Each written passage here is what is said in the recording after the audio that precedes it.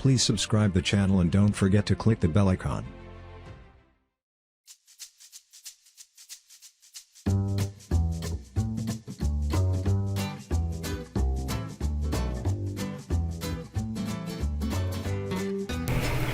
Bismillahirrahmanirrahim. Welcome to Botanica. So in the previous lecture we have discussed about the various concepts which are related to the source and the sink.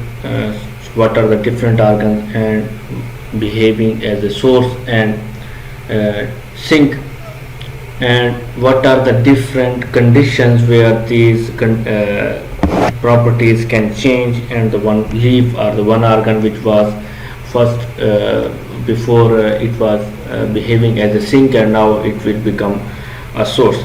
So what are the generalizations that which one of the organs of the plants they are sources and other are the sinks? So sources includes any exporting organs and any exporting organs.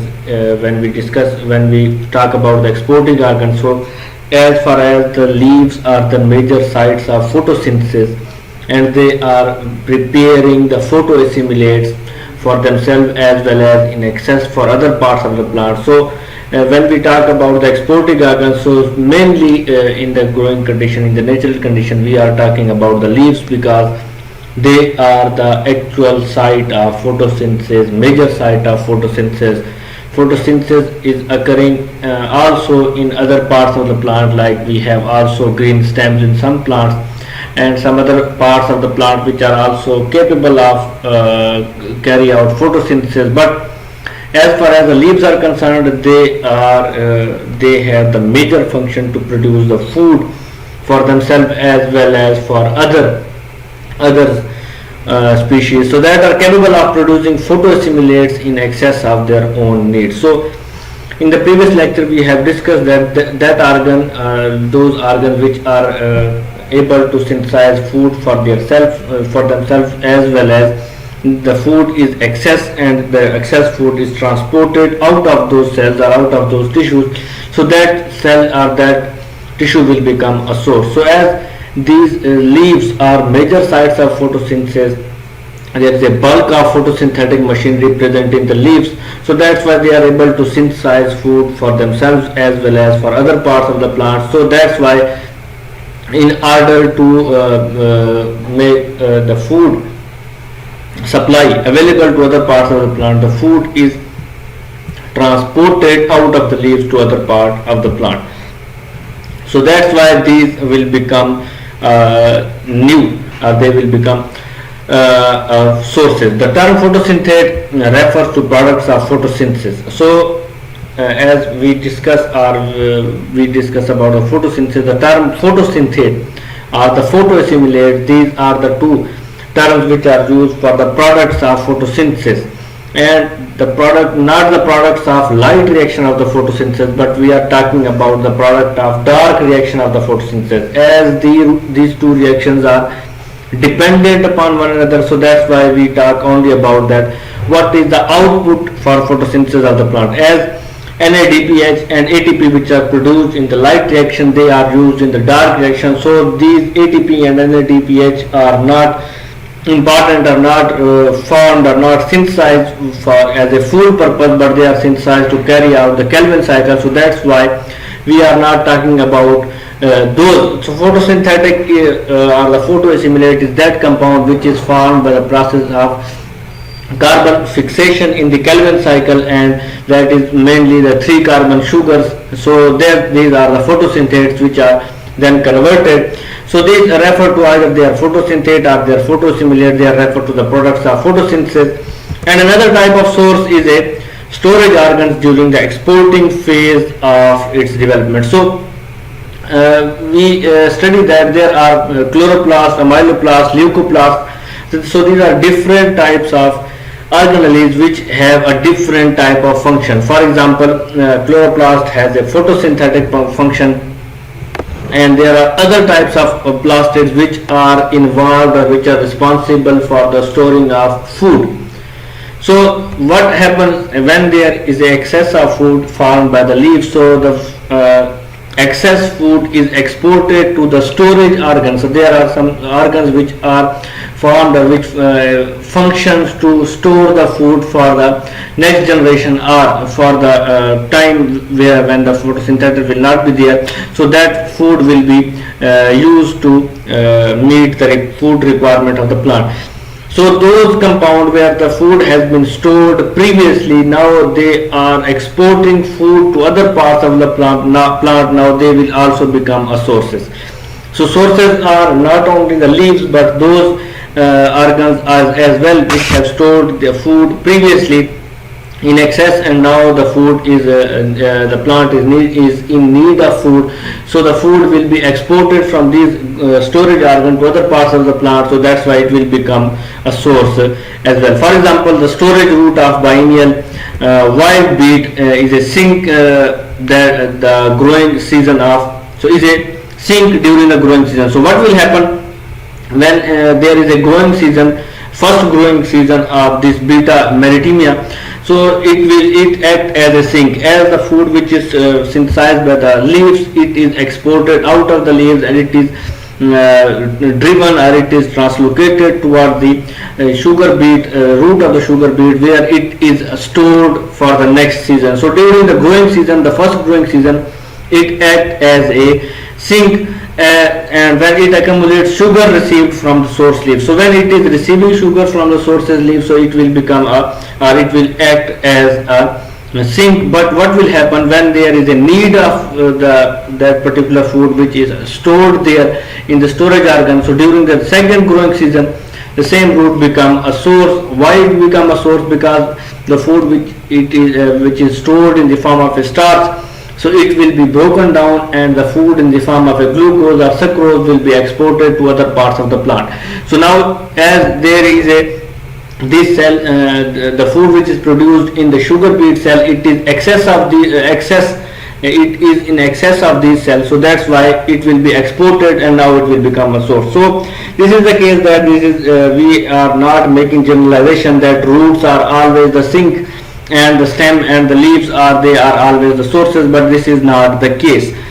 It depends upon the conditions and it depends upon the when and where that particular organ is associated with the function, that either it is exporting the food or it is accessing and it is acquiring food from other plants. So on these basis, either it will be a source or it will be a sink.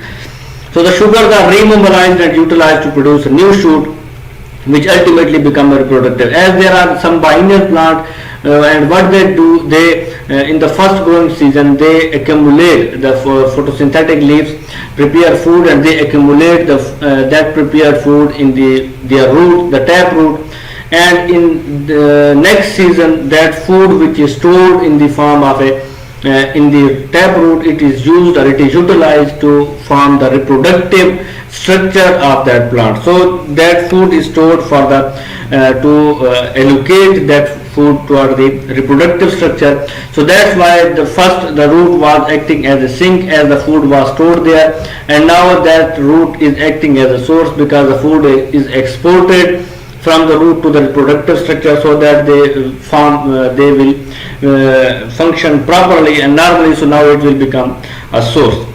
So it is noteworthy that cultivated varieties of beets have been selected for the capacity of their roots to act as sink during all phases of development.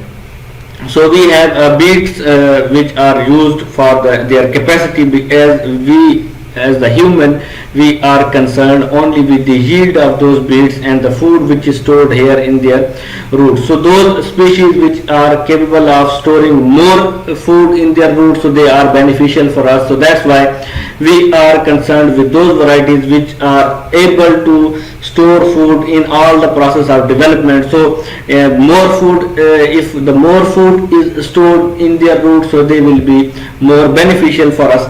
So thus roots of cultivated sugar beet can increase in dry mass during both the first and the second growing season. So what will happen in the beta vulgaris, there is not the case that the food which is stored in the first season, it is it is utilized in the second season. So some of the varieties, they are also able to store food in the first growing season and also in the second growing season. So these varieties are also beneficial for us. So these are the exceptions, some. So that was the discussion about the sources and what are the different organs behaving as a sources in different conditions. Sink include any non-photosynthetic organ. So as far as the concept of sink is concerned, sink will always be the, for example, for most of the cases, it will be the non-photosynthetic organs. If there is a leaf, for example, there is a question that leaf is a photosynthetic organ, but when the leaf is in the early developmental stages, so it also needs food, but that is temporary. So that is not permanent. When it will mature, it will able to synthesize its own food and it will become a source. So that's why when we define the sinks, we include that they are any non-photosynthetic which are not able to carry out the photosynthesis activity of the plant, and organs do not produce enough photosynthetic products to support their own growth or storage needs. So those cells which are non-photosynthetic and not able to synthesize food, not for their self as well. So they are not able to synthesize food to meet the metabolic requirement of their own cells. So those cells which require energy, which require food from other cells, so they are the sink where the food is transported. So roots, mostly they are non-photosynthetic. So these previously we have discussed, those are the exceptions. So in the, for example, in the family Poaceae, there is a grasses, thousands of varieties of the grasses. We have many other species in which the roots are fibrous and tap roots which are not able to store food in a huge quantity, but the roots are used to extend the plant, extend the root hairs, extend the roots. That's why, so that the more inner minerals should get from the soil. So that's why there are the roots, the tubers, developing fruits. They are non-photosynthetic. They also require photosynthetics from the sources.